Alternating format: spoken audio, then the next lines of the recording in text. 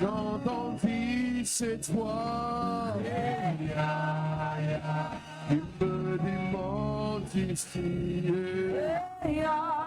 Et moi je répondis, mon papa me voici.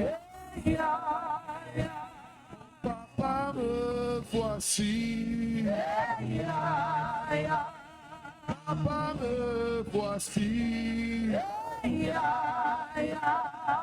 Papa me voici. Papa me voici. Papa me voici. Me voici. Papa me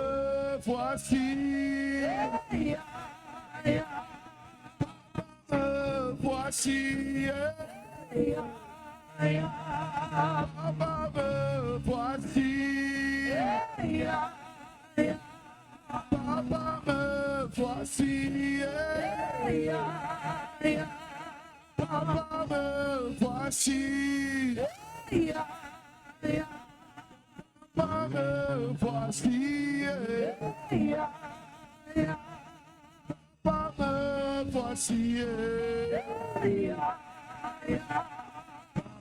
me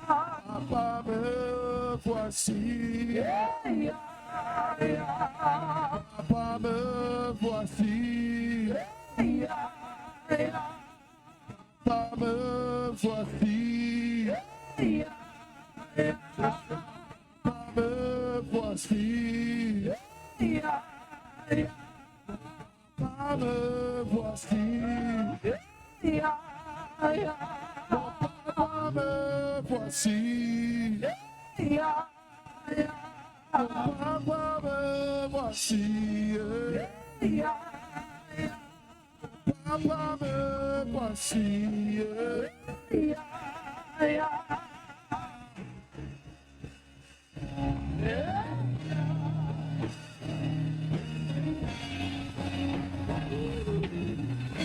Oh Père, nous voici devant toi ce soir, en train de te chercher, en train de soupirer après toi. Après 2 premiers jours passés dans ta présence, voulons te vivre et t'expérimenter une fois de plus ce soir. Je t'en supplie, révèle-toi à nous et fais-nous du bien par ta présence. Parle à nos cœurs et relâche l'atmosphère de ta présence afin que nous puissions prier à une autre dimension. C'est en ton précieux nom, Jésus, que nous avons ainsi prié. Nous disons Amen. Amen, on acclame le Seigneur.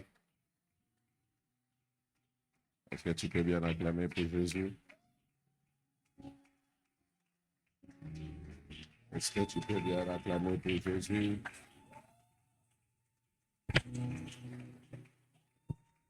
Alléluia.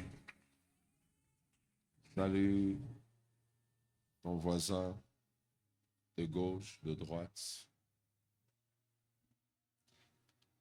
avec beaucoup de joie. Il y a des gens qui n'ont pas salué leur voisin. Est-ce que tu peux saluer ton voisin? Si ton voisin le plus proche est loin de toi, déplace-toi, va vers lui. Rassure-toi d'avoir salué quelqu'un, d'avoir communiqué la joie à quelqu'un après une journée aussi fatigante, remplie d'embouteillages. Ton voisin a besoin de ta force. Amen. Hein? Dis à ton voisin, sois fortifié. Dis-le lui, sois fortifié. Proverbe chapitre 18.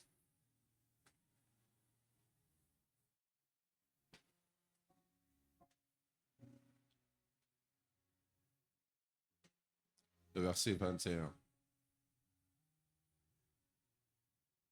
Proverbe 18, verset 21.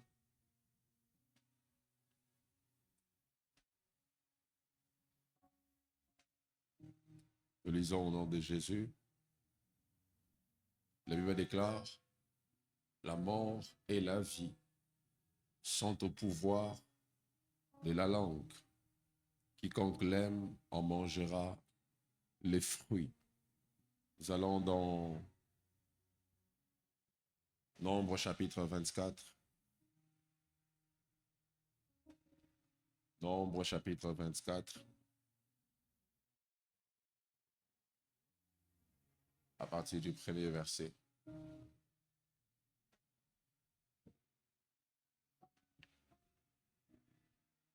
La Bible déclare, Balaam vit que l'Éternel trouvait bon de bénir Israël. Et il n'alla point comme les autres fois à la rencontre des enchantements. Mais il tourna son visage du côté du désert. Balaam leva les yeux et vit Israël camper selon ses tribus.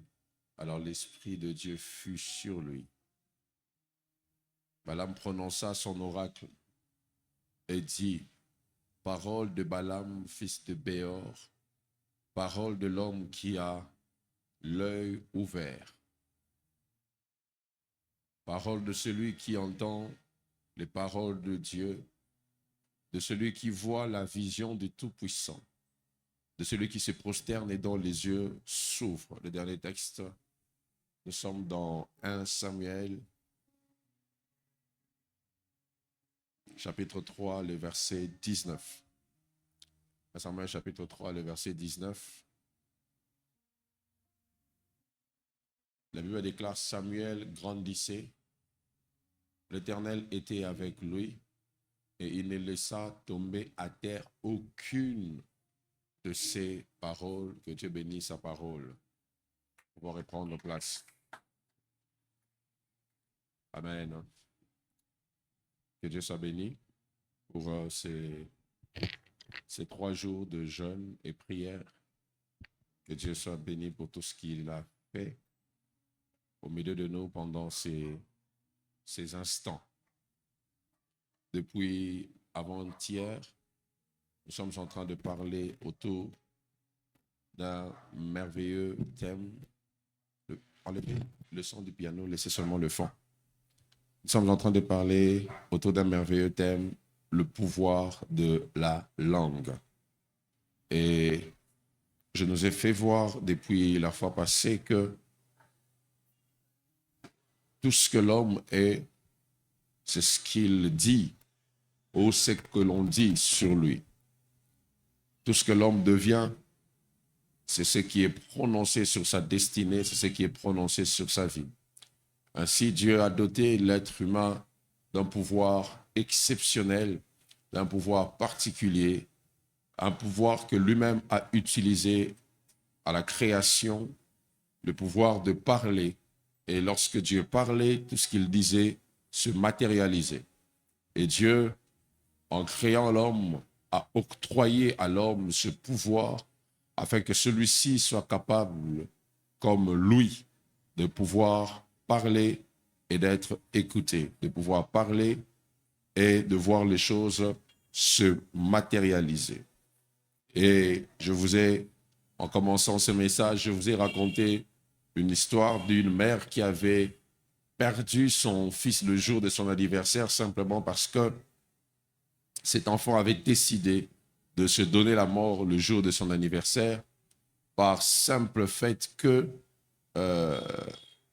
il voulait faire un cadeau à sa mère et il s'est brûlé, il s'est consumé, il s'est insinué parce que il voulait faire un cadeau précieux à sa mère. Et en se tuant, il a laissé augmenter les façades. Il a laissé une lettre à sa mère sur laquelle il avait écrit « Comme tu as toujours l'habitude de me dire que tu regrettes de m'avoir eu, comme tu as toujours l'habitude de me dire que je suis un poids pour toi, comme tu as toujours l'habitude de me dire que ta vie aurait été différente si tu ne m'avais pas eu, j'ai décidé de t'offrir ce que je pense être le meilleur cadeau du monde pour toi. C'est ma mort. Comme j'ai toujours été un poids pour toi, alors j'ai décidé de ne plus être sur terre pour que tu ne vives plus et que tu ne ressentes plus ce poids. Et cette femme ne savait même pas comment pleurer, parce que le fait qu'elle avait l'habitude régulièrement de mal parler à son enfant a créé dans l'enfant des sentiments d'autodestruction qui ont fait que cet enfant a arrêté sa vie. Rien que par les paroles, cet enfant a décidé d'arrêter sa vie. Il y a un pouvoir dans la langue, et nous l'avons lu dans Jacques chapitre 3, où l'apôtre Jacques est en train de faire voir une comparaison en disant que aussi petit que peut être le gouvernail d'un bateau, mais c'est ce gouvernail qui a la capacité de guider, de diriger le navire. Il en est de même de la langue, une toute petite partie charnue dans l'être humain, mais qui a le pouvoir d'influencer la vie de l'homme. Et Proverbe montre quel est ce pouvoir que Dieu a placé dans la langue. Encore un peu, s'il te plaît. Ce pouvoir que Dieu a placé dans la langue.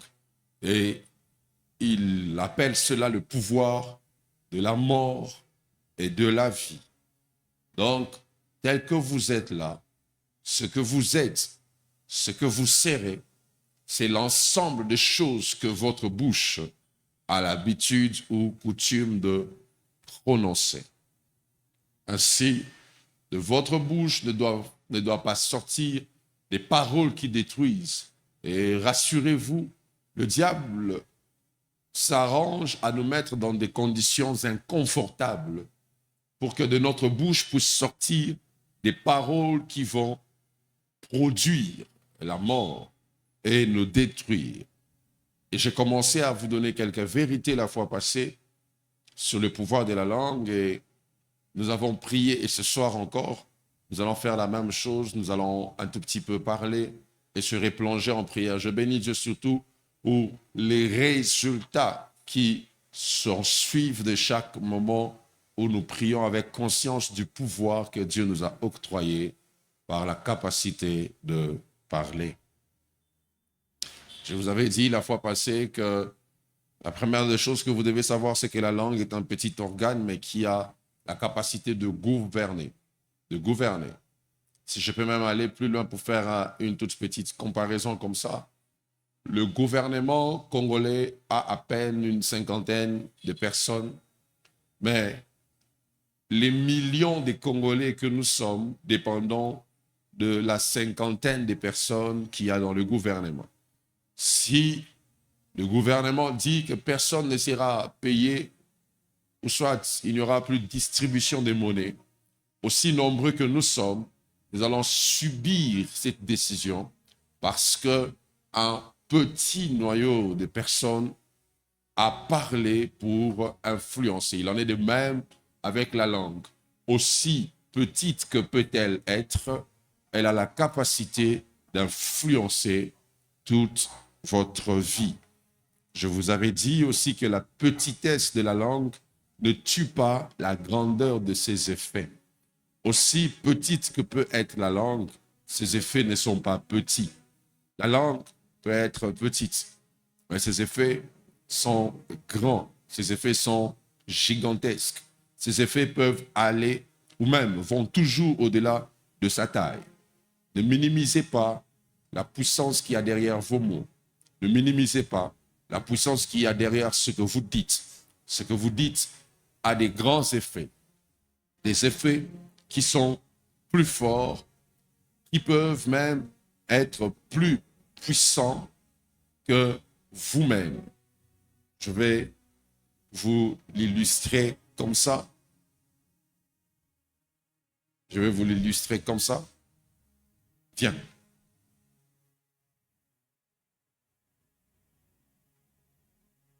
Je l'ai déplacé, n'est-ce pas? Pourquoi il s'est déplacé? Parce que je lui ai dit de venir. Tu pèses combien? 83 kilos. Donc vous imaginez que la langue qui, je ne pense même pas que pèse 2 kilos, peut-être même pas 1 kilo, En l'utilisant, j'ai déplacé 83 kilos. Rentre. Un petit organe a déplacé 83 kilos. Alléluia. La langue a un grand pouvoir. Voilà pourquoi Jésus dit, si vous avez la foi comme un grain de sénévé, vous parlerez, vous direz, vous utiliserez la langue face à une montagne en lui disant, quitte-la et jette-toi dans la mer. C'était juste pour montrer des situations enracinées, difficiles. Donc Jésus voulait dire, peu importe la taille des situations que vous rencontrez, si vous avez la foi associée à vos verbes, vous pourrez déplacer des grandes réalités, des grandes situations. Et quelque chose bouge ce soir au nom de Jésus. Je disais que les choses bougent ce soir au nom de Jésus. Troisièmement, le visible, tout comme l'invisible, tire son origine de la parole. Tout ce que l'on voit vient de la parole. Il est fatigué. Viens. Je sens qu'il est déjà fatigué. Toi, tu avais mangé. Tu as gêné. Tu as mangé. Ça se voit. Lui, il a gêné. Je vais t'assoliter. Matara. Alléluia. Le visible, tout comme l'invisible, vient de la parole.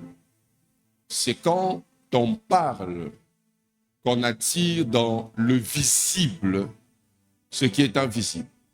Vous savez, l'une des faiblesses du christianisme du temps moderne, c'est la banalisation de l'invisible.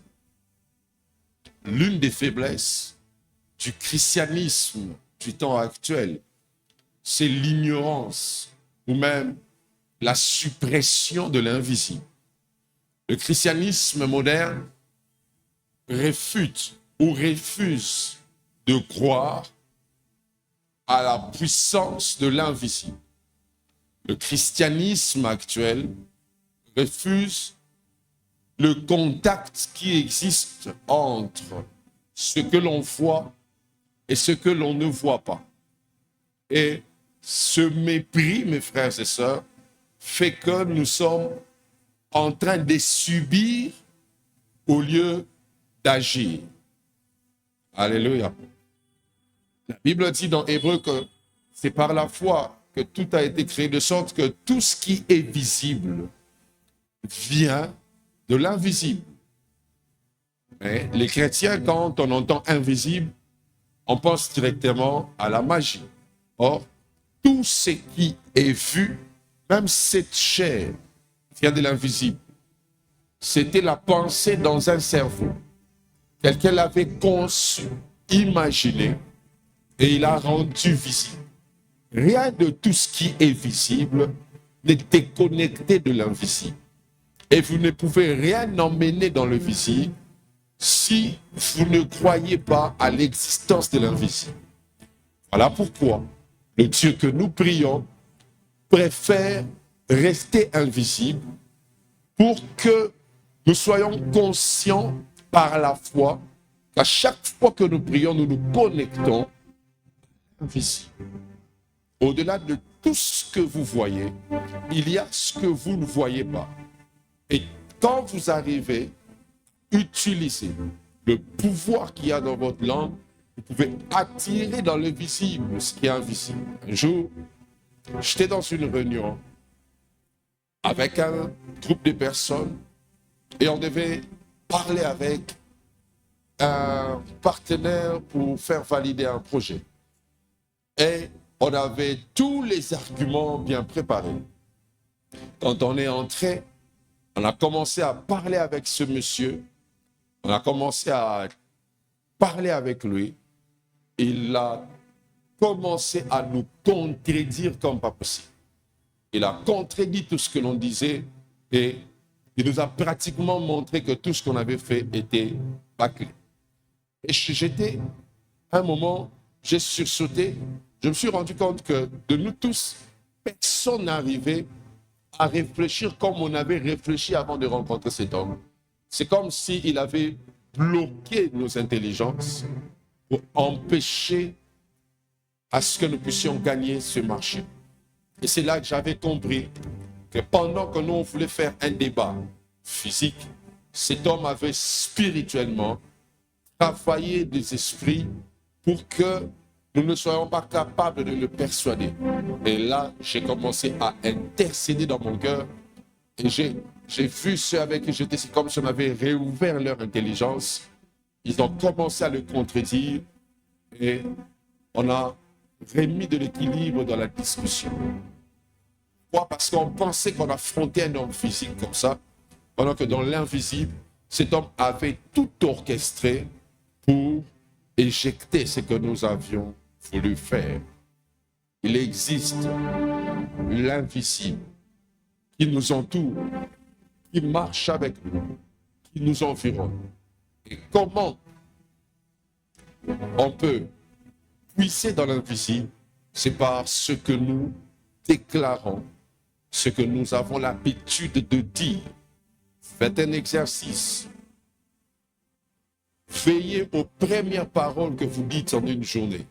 Et vous vous rendrez compte combien ces choses seront en train de se rapprocher de vous.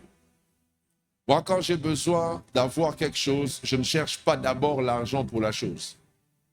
Je commence à dire que j'aurai la chose. Je commence à dire que je dois avoir la chose.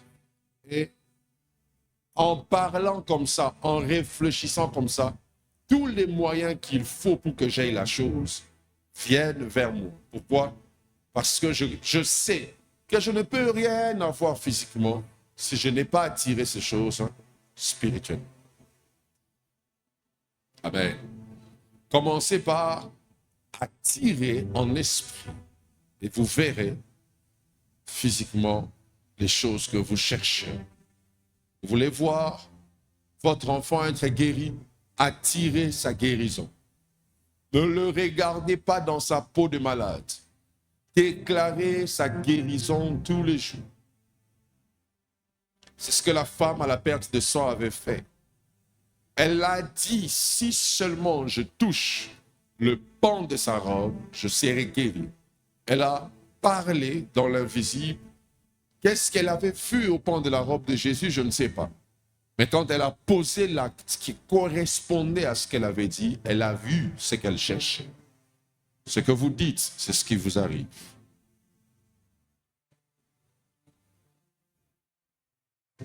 Et de tout ce que Dieu a créé, il n'y a que l'homme à qui Dieu a donné le pouvoir de la langue. Dieu a donné à l'homme le pouvoir de parler. Je vous avais aussi dit que la langue est en contact direct avec nos cœurs. La langue est en contact direct avec nos cœurs. Et les choses qui arrivent dans une destinée sont liées aux choses qui sont prononcées sur elle. Et voici, je vais vous donner 2 ou 3 autres vérités ce soir. Je vais m'arrêter et nous allons prier. Acclame pour Jésus.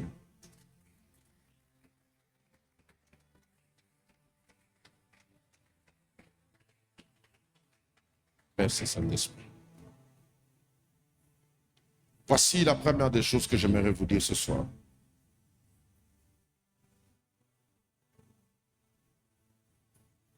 La première des choses que j'aimerais vous dire ce soir sur le pouvoir de la langue, c'est que le pouvoir de la langue augmente votre considération.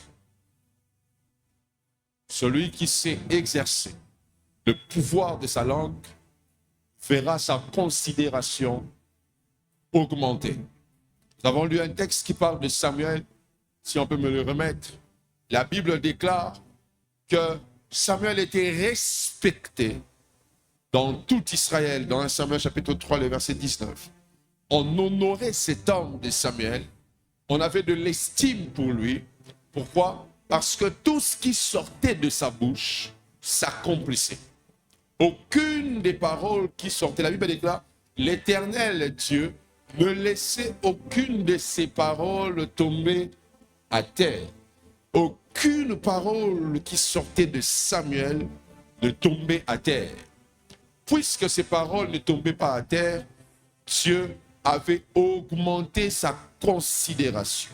Sachez que lorsque ce que vous dites se fait, lorsque ce que vous prononcez arrive, même dans cette maison où vous êtes né, où l'on vous a vu jouer au billes, où l'on vous a vu courir à gauche, à droite, le jour où vous allez commencer à dire des choses qui vont se faire dans cette même maison, on va vous respecter.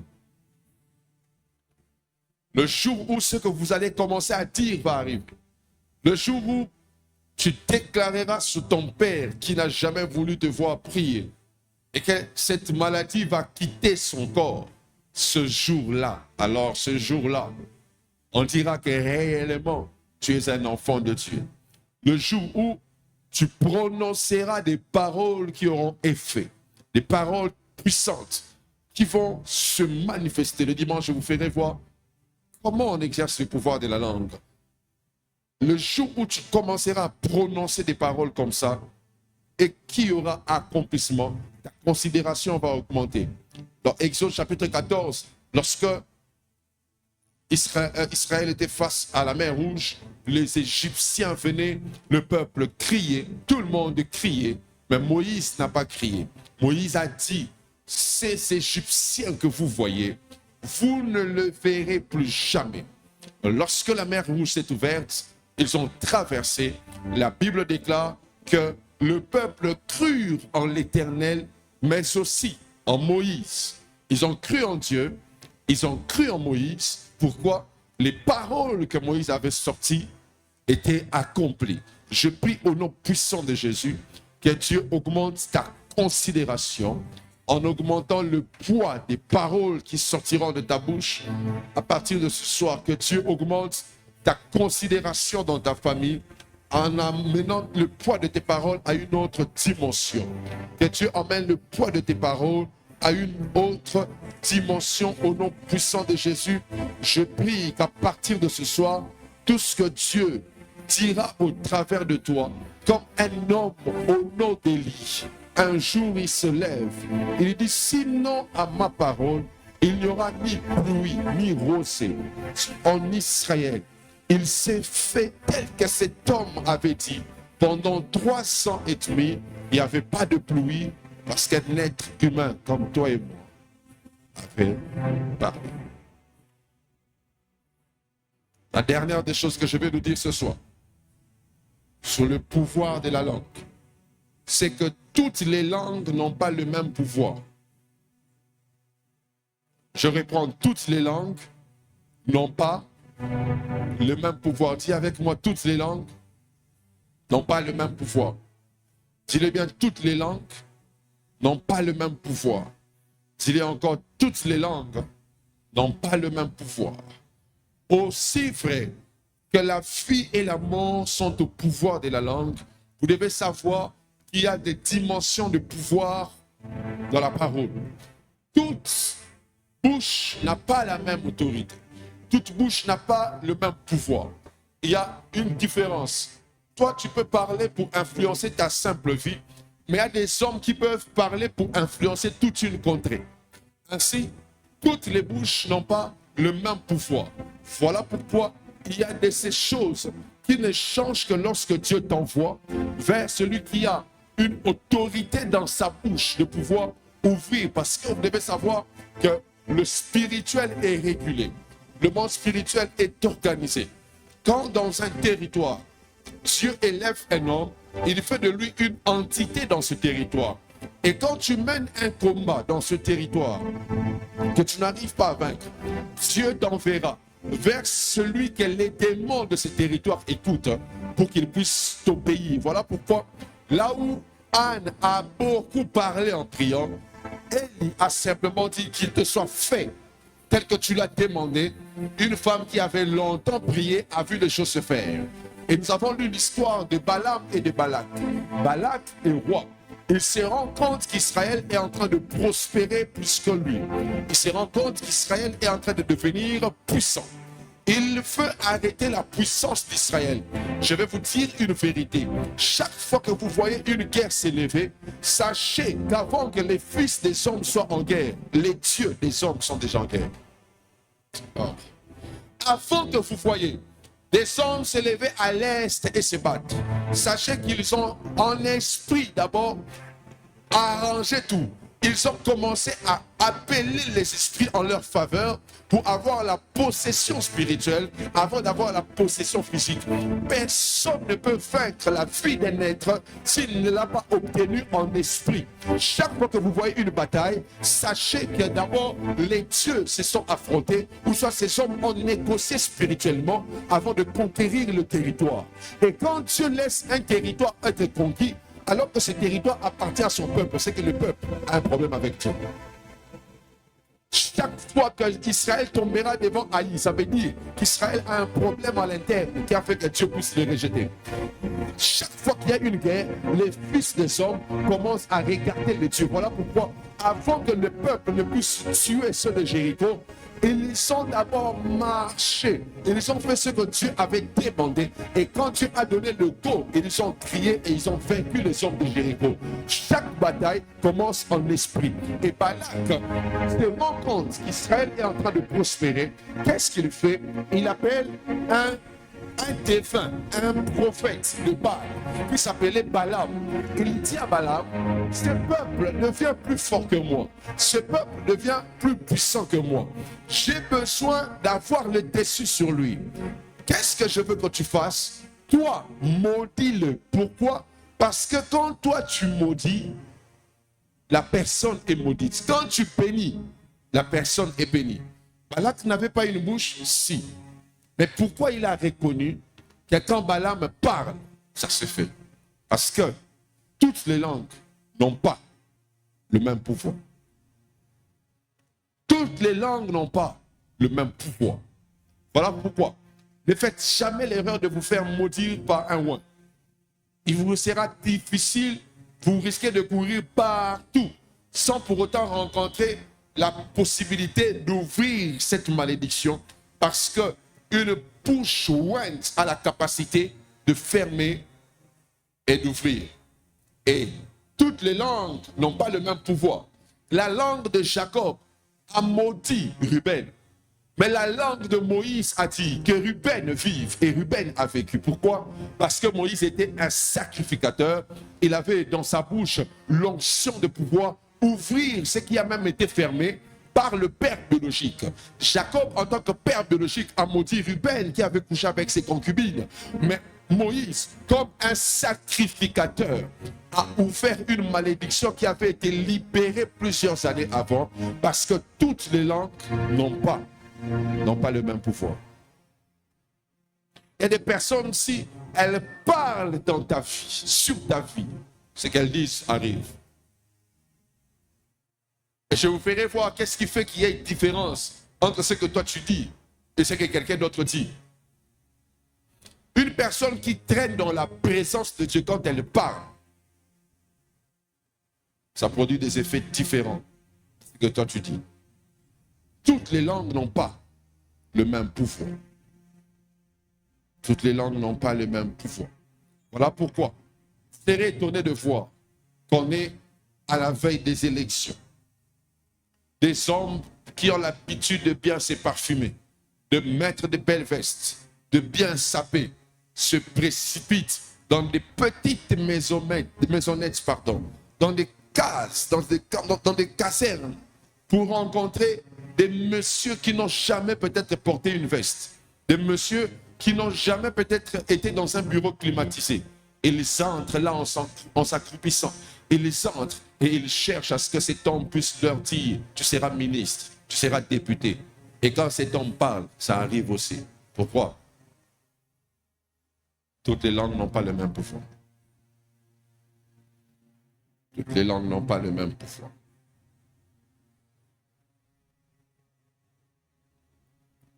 Toutes les langues n'ont pas le même pouvoir. Et quand tu comprends ces principes, tu ne prendras jamais à la légère les paroles d'un oint. Quand tu comprends ces principes, tu ne prendras jamais à la légère ce qu'un homme qui porte l'onction peut dire sur ta vie. Tu ne prendras jamais cela à la légère. Je me rappelle lorsque on a muté maman d'Élise en province, Elle est arrivée et tout ce qu'on l'avait promis comme promotion ne venait pas. 1 année, 2 ans, ça ne venait pas. Dieu m'a dit, tu vas aller à Lubumbashi. Quand tu vas arriver sur cette terre-là, prie pour elle sur cette terre-là. Et en priant pour elle sur cette terre-là, la terre va commencer à l'obéir. Je suis arrivé à la veille de mon retour. Je l'ai reçue à l'hôtel où j'étais. J'ai prié pour elle. Je sentais mon esprit s'ouvrir, mon âme s'ouvrir. J'ai parlé sur elle. J'ai prié sur elle. J'ai prié, j'ai parlé sur elle. Après que je sois parti, elle a eu la promotion qu'elle a eue aujourd'hui, où son salaire a pratiquement quadruplé. Toutes les langues n'ont pas le même pouvoir. Il y a un pouvoir que Dieu a donné dans la bouche de ces oins, et ça a la capacité d'ouvrir les choses qui ont été fermées à domicile, les choses qui ont été fermées dans des familles. Voilà pourquoi le centenier romain est venu vers Jésus. Il avait un serviteur malade. Il dit à Jésus, j'ai mon serviteur qui est malade. Je te prie de le guérir. Jésus veut se déplacer et aller vers le serviteur de cet homme. Cet homme dit non, ne te déplace même pas. Dis juste un seul mot, ouvre juste ta bouche et parle, mon serviteur sera guéri. Et il sort un principe, il dit, moi je suis centurion romain, je suis chef de 100 militaires. Quand je dis à l'un, viens, il vient. Quand je dis à l'autre, va, il va. Et toi, si tu parles seulement, la maladie de mon serviteur quittera. Donc cet homme savait qu'il avait l'autorité sur son armée, sur le groupe de militaires qu'il dirigeait. Et il parle même du groupe de 100. Un centenier, c'est un chef de 100 militaires. Donc, dans le groupe de 100 personnes, cet homme avait le pouvoir de parler et 100 militaires allaient exécuter. Au-delà de cette sphère des 100 militaires qui étaient sous son autorité, ces ordres n'allaient pas être exécutés. Donc, il veut faire comprendre à Jésus, j'ai un pouvoir dans ma langue, mais qui s'arrête sur 100 personnes. Toi, dans ta bouche, tu as un pouvoir, oh mon Dieu, toi, tu as un pouvoir qui peut aller jusqu'à toucher la maladie de mon serviteur. Tu as un pouvoir qui dépasse le groupe de 100 que je tiens. Tu as un pouvoir qui dépasse le groupe de 100 personnes qui m'écoutent, qui exécutent ce que moi j'ai l'habitude de dire. Donc, dis seulement un mot de là où tu es. Et de là où est mon serviteur, il sera guéri. Pourquoi? Cet homme savait que la bouche de Jésus avait un pouvoir que sa bouche n'avait pas. Cet homme savait que la bouche de Jésus avait une force que sa bouche n'avait pas. Je ne sais pas à qui je parle ce soir. Peu importe les choses maléfiques qui avaient été transmises à ta vie par hérédité, par lien familial, par pouvoir sorcellerie, par pouvoir coutumier, par pouvoir territorial. Je parle ce soir, mandaté par le ciel.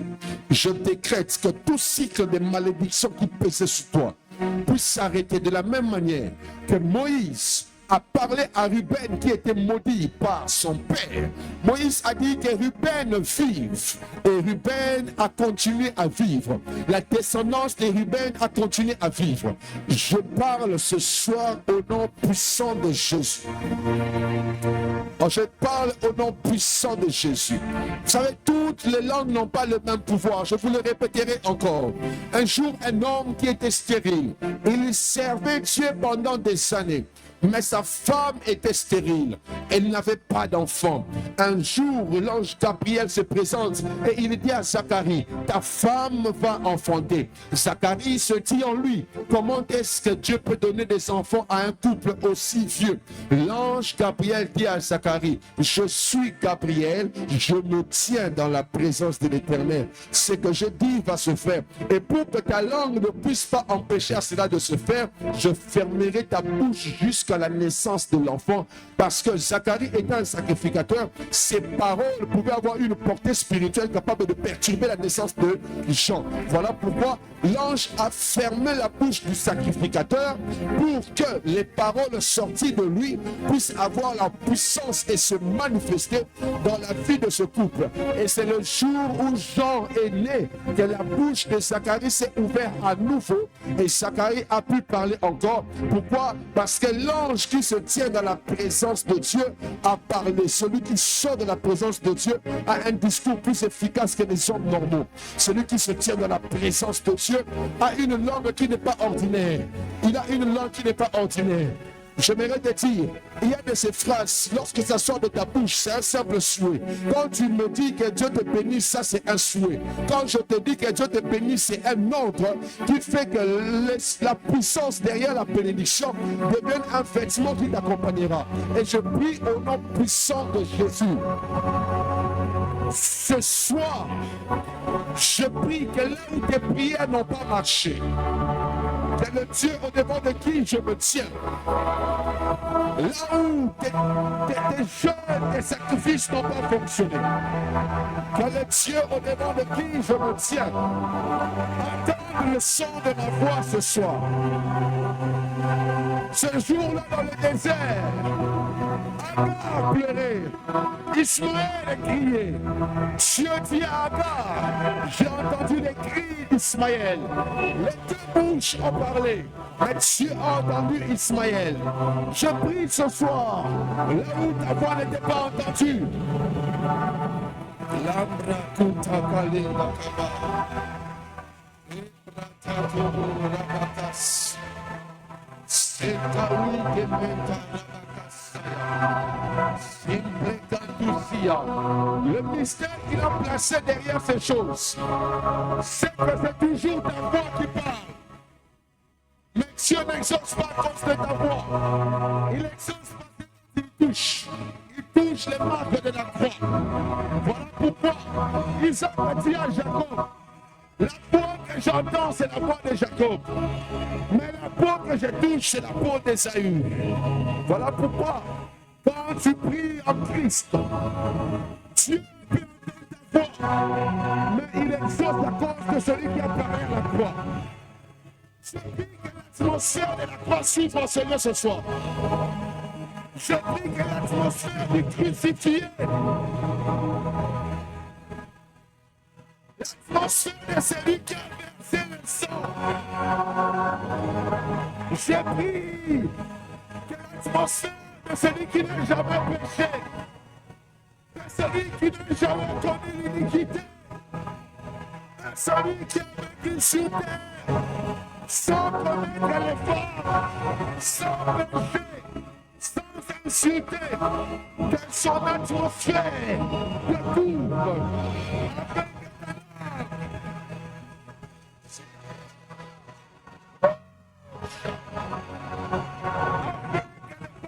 tu diras ce soir, ne sois pas que des paroles, que ce soit des paroles remplies de la puissance du Saint-Esprit.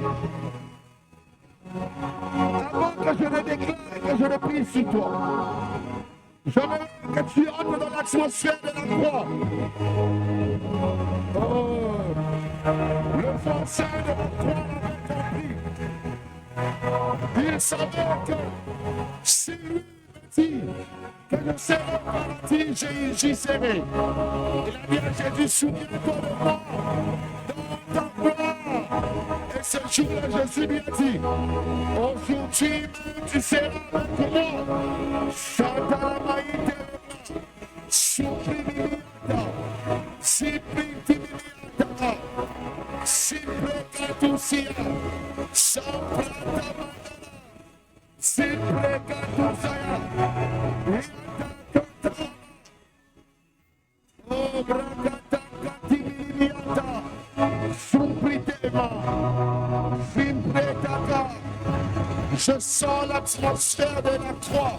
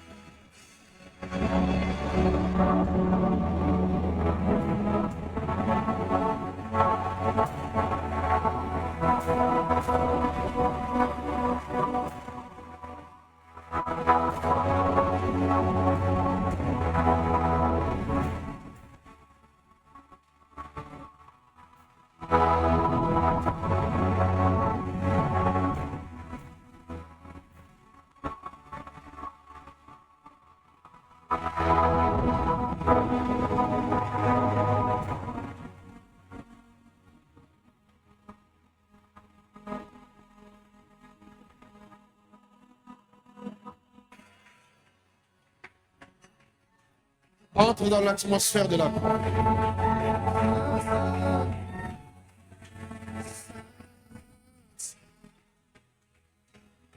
Béni soit celui qui vient au nom de l'Éternel. Saint, Saint,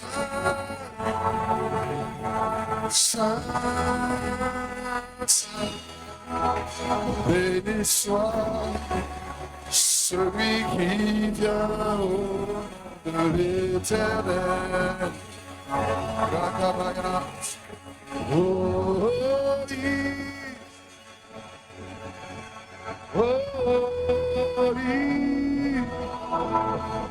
blessed is he who comes in the name of God. Celui qui vient au nom de l'Éternel est béni. Celui qui vient au nom du crucifié est béni. Simpra canta bayande cabrada. Recanta bayande brita bayande. Simprita menta la badia conta la bayata. Simple. Recanta bayata. Embrata bayande co. Racanta la bayande. Recanta bayande. Kayaba. Imbrates, Rachabayantes, Embrachabayan, Etambrate,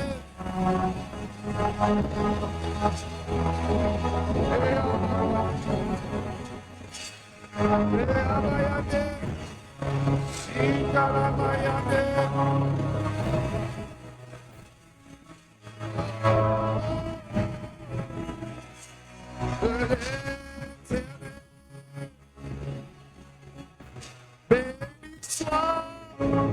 celui qui vient au nom de l'Éternel.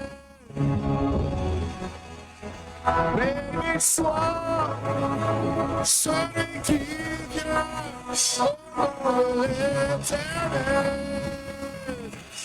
Santa la pate quebras, Inta de Kayaba, Suprekenta, Emprata Manekes, Imprekentaba, Sindebre, Suprekenta, Siante, Ukelemean, Iantantabayan, Suprekenta, Sintelebrata Bayane, Suprekenta,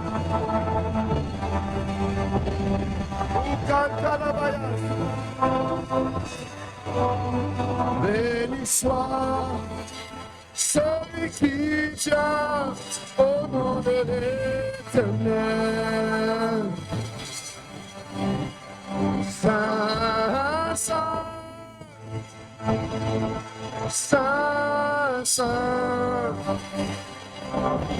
Béni soit celui qui prie au nom de l'Éternel. Shadayabage. Saint, Saint. Oh Saint, Saint. Béni soit celui qui prie au nom de Jésus. J'entre dans le il y a des sphères où lorsque tu entres, ta bouche ne sera plus une bouche ordinaire. Il y a des sphères où lorsque tu entres, Ce que tu... Oh, j'ai un défi. J'ai une seule prière en ce temps. Je veux une présence de Dieu qui change le poids de mes paroles. Ah, tu as compris. Tu as compris. Tu as compris. Tu as compris. Tu as compris. Tu as compris. Tu as compris en battant tes mains. Tu as compris. Dans le sein de Saint.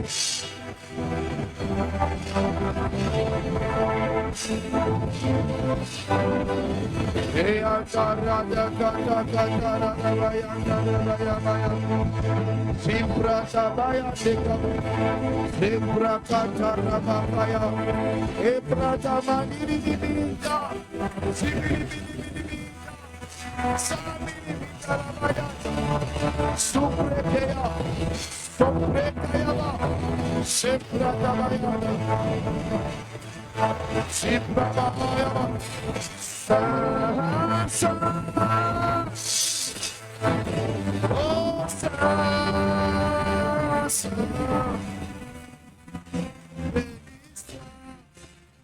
celui qui prie au nom de Jésus.